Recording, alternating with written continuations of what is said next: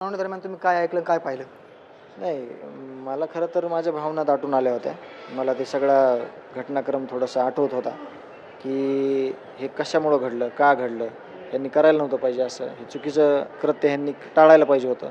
परंतु जे आरोपी आहेत, त्यांची जी बॉडी लँग्वेज होती, जे काही त्यांना हजर केलं होतं व्ही-सीद्वारे, त्यातून असं स्पष्ट दिसतंय, की ह्यांना खरंच सगळ्या लोकांचा अभय होतं ह्या चुकीचं काम करणाऱ्या. पाठराखण करणारे सुद्धा ह्यांचे खूप स्ट्राँग आहेत.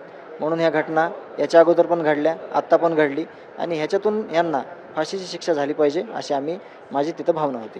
तर ज्यावेळेस तुम्ही स्वतः तिथं हजर होतात, आरोपी देखील व्ही-सीद्वारे हजर केले होते. त्यांचे चेहऱ्यावरले हावभाव बघता कसं काय तुम्हाला त्यांना काय वाटते नेमकं? नाही, त्यांना ही गोष्ट नवीन नाही.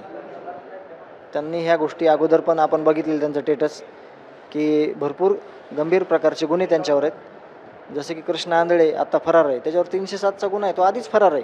परंतु पोलीस यंत्रणेसोबत राहत होता. म्हणून त्यांना हे सगळं हातापायाशी सगळ्या गोष्टी आहेत त्यांच्या आणि म्हणून हे घडलेलं आहे, त्यांनी घडवलेलं आहे.